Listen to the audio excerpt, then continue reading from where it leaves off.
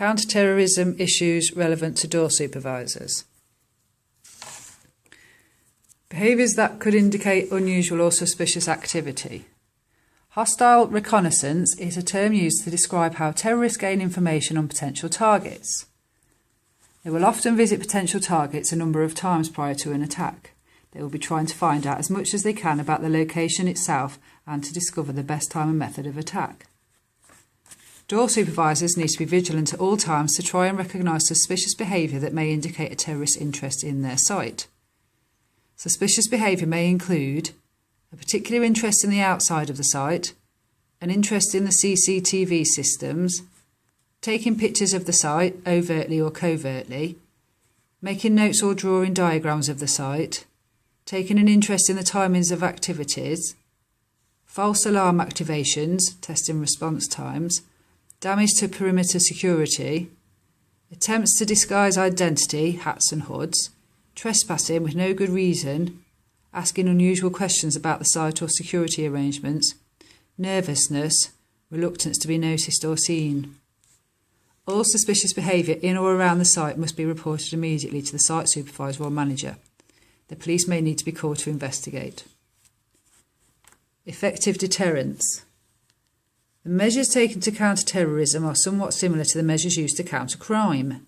To prevent a terrorist attack, door supervisors should be vigilant to what is happening in the venue and near the venue. Search customers and their bags on entry. Regularly patrol the venue's out-of-way areas. Be suspicious of people taking a significant interest in the security measures. This might include taking notes, photographs or footage. Be aware of parked vehicles with occupants as well as unoccupied vehicles that have been left unattended for long periods. Feel confident to report their concerns to the management. Finding something that looks out of place. Regularly patrolling a venue reduces the opportunity for an explosive device to be left in the building. Some unattended items almost immediately attract attention from the way that they have been left. For example, a bag left in a place where someone was unlikely to forget it. The procedure to follow if a door supervisor believes an unattended item is suspicious is 1. Do not touch it. 2. Clear the immediate area. 3. Do not use or allow others to use radios or mobile phones nearby. The electrical impulse near an explosive device or explosive gaseous atmosphere could cause an explosion.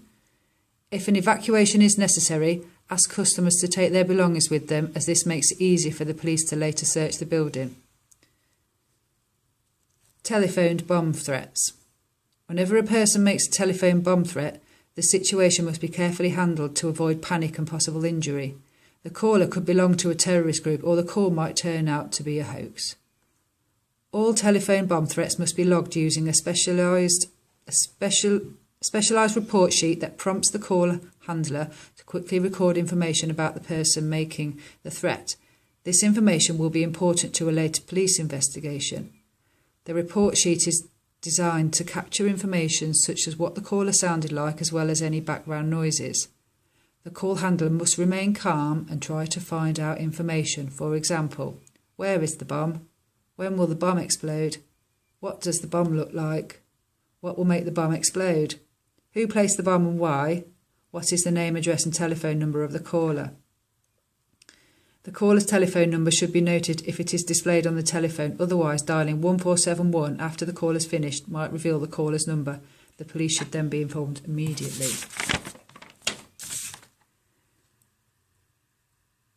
Counter-terrorism procedures. Non-urgent information about terrorism should be passed to the anti-terrorism hotline, telephone 0800 789 321. This line is covered all the time by specialist counter-terrorism police officers. Urgent information should be passed using the 999 system. The security service, MI5, is responsible for setting the threat level. The system of threat levels and definitions has been created to keep people informed about the level of threat the UK faces from terrorism at any given time. Terrorism is the use of violence, threats and intimidation in the pursuit of political aims. It is used to create a climate of fear within a population with the intent of bringing about a particular change. Some terrorist groups work on an international basis, whereas others fight for domestic issues.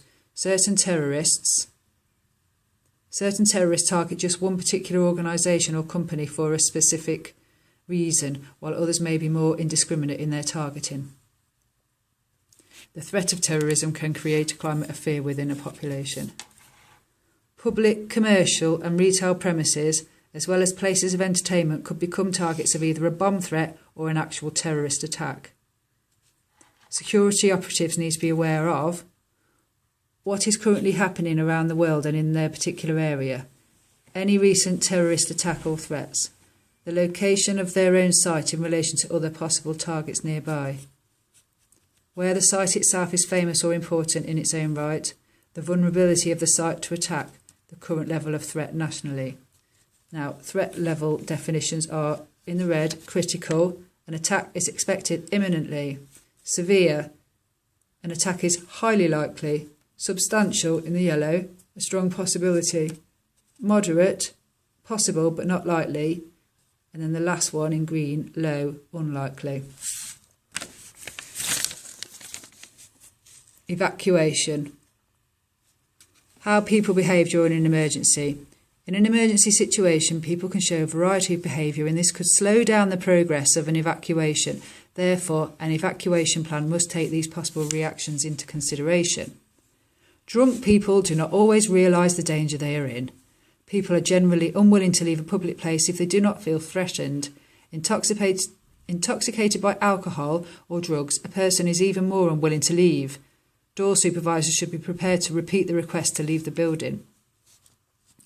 People might panic if they feel threatened. Panic is a considerable problem for door supervisors trying to evacuate a building. Door supervisors should remain calm themselves because the crowd will pick up on their behaviour. People escape using the way they know. When people are evacuated from a public building, most will move in a direction they know and leave the building using a familiar door. This will usually mean the front entrance. However, the fastest way to evacuate is to use all available fire exits, so customers must be encouraged to use as many exit routes as possible.